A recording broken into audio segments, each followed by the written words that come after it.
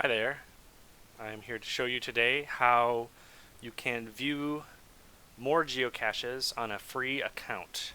Typically, you make these free accounts through your geocaching app on your phone, and you can only see a few things. They're usually grayed out and such. And today I wanted to show you the website, geocaching.com. And you can see I have it pulled up here on Google. So I'm just going to open this up.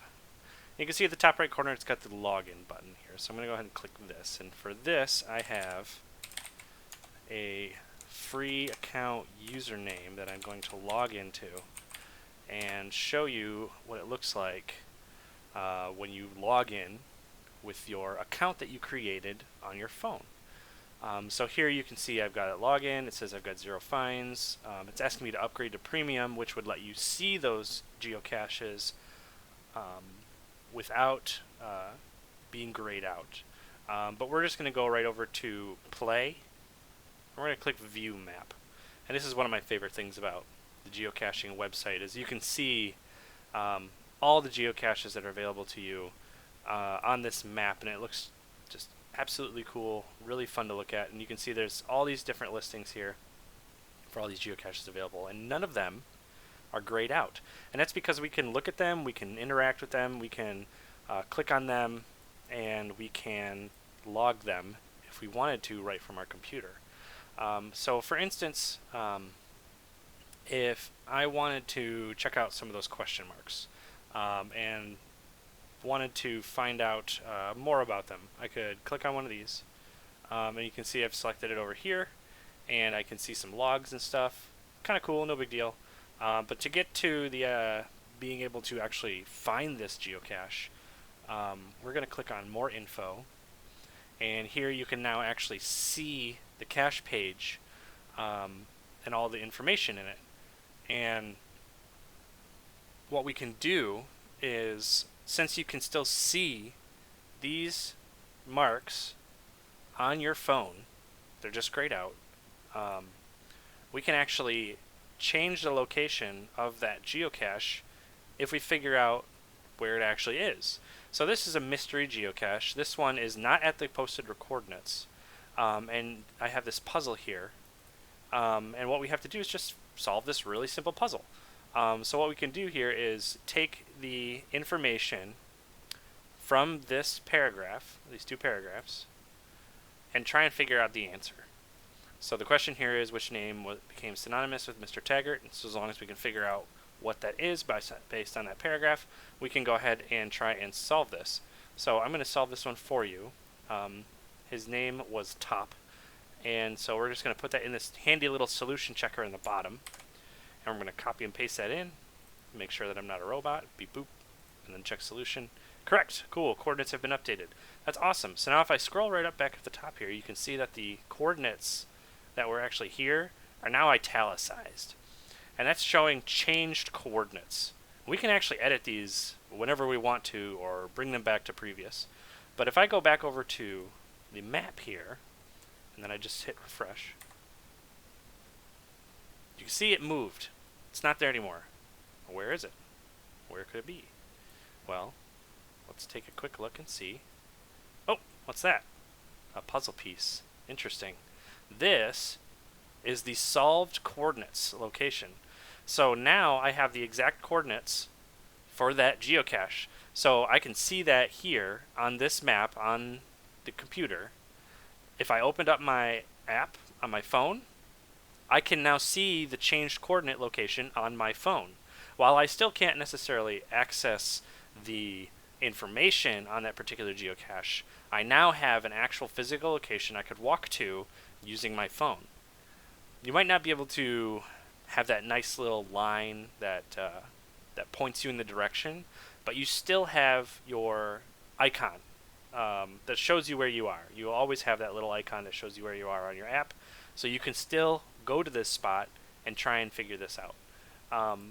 I highly recommend going through and trying to solve as many of these as you can on the web portal. Make sure that you check your hints, figure out, what you might be looking for, and other hints too. Check previous logs. Sometimes people like to leave hints and stuff like that in these, or even pictures. You don't have to do that, and I sometimes can spoil the fun, but it shows up there sometimes. Highly recommend giving it a shot. So we're going to look at another one real quick here, and it's one of these other ones, these nice little orange ones. It's kind of cool.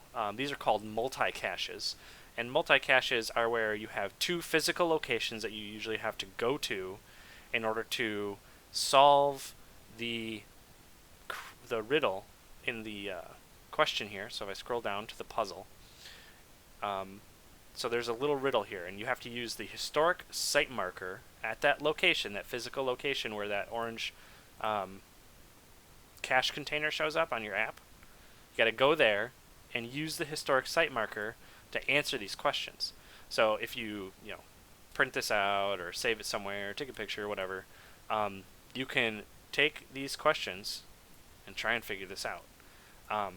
Unlike the mystery cache that has a nice little solution checker down here, this does not have that. And that's because the solution checker is part and parcel with the mystery caches. They just show up for you to help you out. So in this, to help you find this cache, I offer a little checksum just to help make sure that you are correct in your answers, so you're not wandering in the middle of nowhere when you try and inevitably try to find this. Instead, what we can do to get this to show up on your phone is to go up here, like I said previously, and change these coordinates.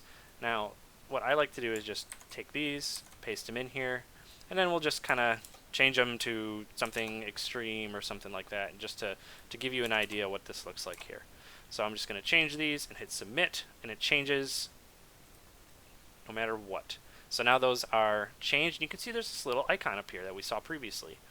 If we go back out here and hit refresh, that icon should disappear from that location. Yep, it's gone. So now where did that go? So let's go ahead and do a quick search. Oh, there it is. Way over here. It's actually kind of a cool little spot. There is no geocache here, of course, because I just picked some numbers at random, but you get the idea. That is where you would go now to try and find that solved location. So now if I opened up my phone app, I will see that puzzle piece show up on my phone, and I could go to that physical location and try to find that geocache. I hope this has been helpful. I really want to help people get as many of these geocaches as possible with their free accounts, and this is a lot of fun. I had a lot of fun putting this together, and I hope you have a lot of fun finding all these geocaches. If you ever have any questions, my email is listed on all of the geocaches. It is kipfmiz@ferris.com, or excuse me, ferris.edu. So kipfmiz@ferris.edu. Feel free to email me. I am more than happy to answer any questions about my geocaches. I will give you one last one that I just thought of, and it's this one called the Carillon Tower. So this is a mystery cache. It does have a solution checker sitting on it, but this is not a cache that uses coordinates in that way. The puzzle instead is a list of directions that you need to follow. So I highly recommend trying to follow these and see what you can find. You do not need to have the coordinates to find these. You just need to use these cool little pirate-like directions and see what you can do. Well, anyway, that's all for me. Thank you so much. Happy caching.